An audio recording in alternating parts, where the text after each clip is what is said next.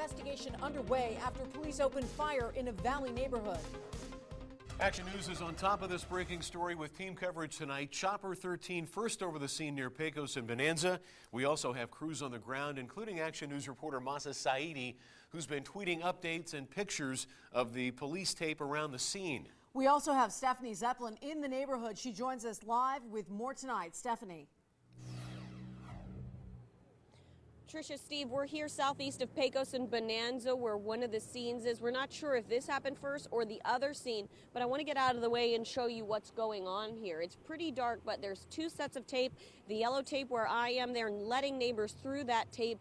And then further back, about a block or so, there's another set of red tape. No one is being allowed into the red tape area. There's a black sports car in that area that police are taking pictures of. We're not sure exactly how it's related to this, but neighbors did tell us they saw a person driving that car shooting at police. They say police fired back on him. They saw that man on the ground with police around him. When we got here, we couldn't see anything looking like a person or a body on the ground.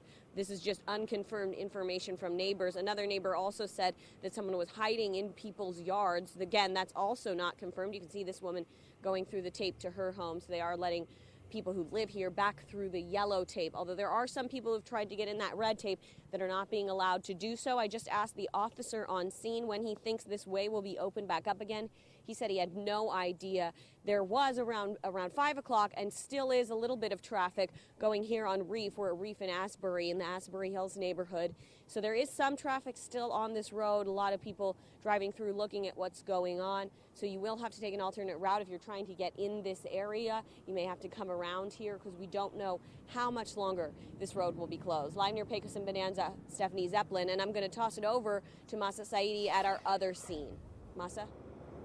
And Stephanie, we just got an update from police about 2 minutes ago. We can tell you that this is where this all began to unfold. That suspect was shot. His injuries were minor. And right now we are told he has left the hospital. He is on his way to jail to get booked. That was the car behind these police vehicles. You may not be able to see it. That is the car that crashed. Police gave us very little information, basically just saying that this began as a reckless driving incident, and then obviously that vehicle crashed. That suspect, according to witnesses that Stephanie has been talking with and that I have been talking with, was in that neighborhood.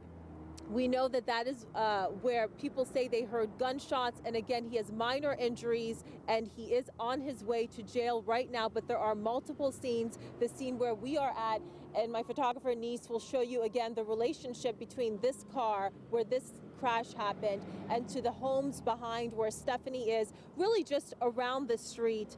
Still a very active police presence here. We are still waiting to get a lot more questions answered. We can tell you that a firearm was located on the suspect, and another police presser is set to begin in about a half hour, and we will be tweeting out all the information as we get it. Reporting live, Masa Saidi, Channel 13 Action News.